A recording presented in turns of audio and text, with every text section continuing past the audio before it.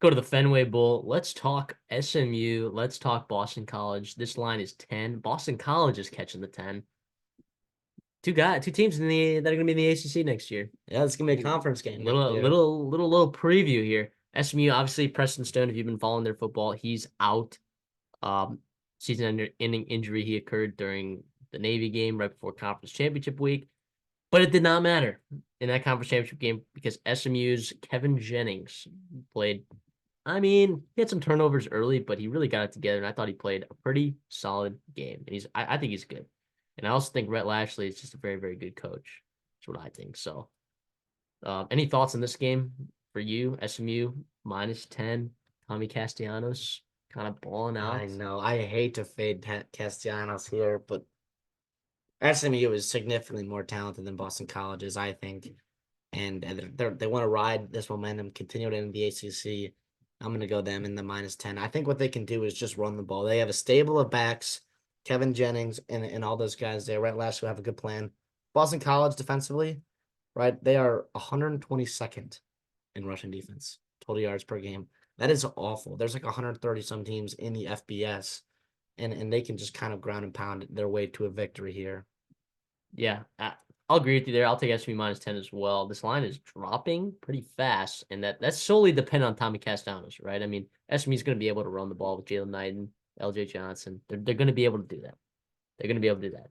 So it just matters, like, can SMU's defense, which, by the way, their defensive coordinator has been in talks in a lot of places and getting a big-time defensive coordinator job somewhere else. But also, too, with the SMU's move to the ACC, it feels like that being the defensive coordinator at SMU is all of a sudden a promotion itself. Of course, the school is not neglecting, they're failing to get that revenue for the first couple of years that they're in the ACC. But that's the price you got to pay to get into one of these power conferences.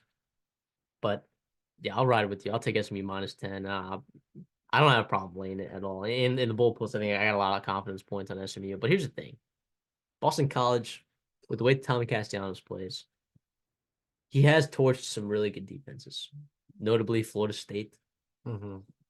Or like when you see a hole, when you find a hole, and they start putting up points, they just continue to put up points. So against Georgia Tech, when they play Georgia Tech, Georgia Tech's defense is not very great, especially on the ground. But I think SMU's defense is okay. I know haven't I've been on kind of fraud alert with SMU for a lot of the season because I didn't believe they played a ton of guys, a ton of great teams, especially quarterbacks, dynamic quarterbacks, especially dynamic quarterbacks. So we'll see when they get a really good quarterback in here. I even kind of doubted like Michael Pratt, going into the AAC championship game. I was like, how good is Michael Pratt really going to play in this game? I don't know that he's played amazing all year. And what do you know? He kind of gets shut down in that game. So this is a different level of quarterback I think they're playing. It's going to be really interesting, but I don't have a problem laying 10 here. Yeah, you mentioned that quarterback. Like they have not seen a dynamic quarterback like Tommy Castellanos. They've had success. Right, JT Daniels had success with him. That was through the air.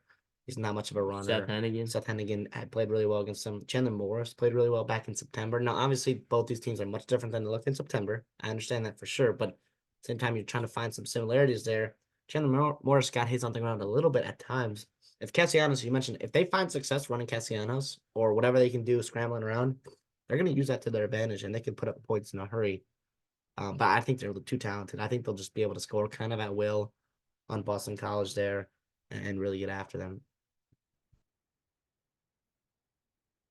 Actually, before I get going to the next game, are there any notable opt-outs in any of these games? I don't think there's any these notable opt-outs. It feels like you're getting a lot of these guys at full strength. Yeah, you got a couple players in the portal for each side.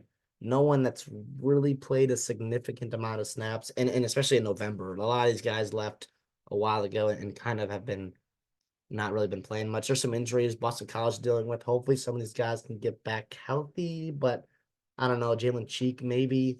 I haven't heard much about that, but I think we're kind of what we saw in November is kind of what we're going to get in this game, which is awesome. Like that's how bowl season should be, I think, which is credit to both these teams for keeping their rosters together and wanting to play up and show up in this bowl game. And Fenway's a great place to play in.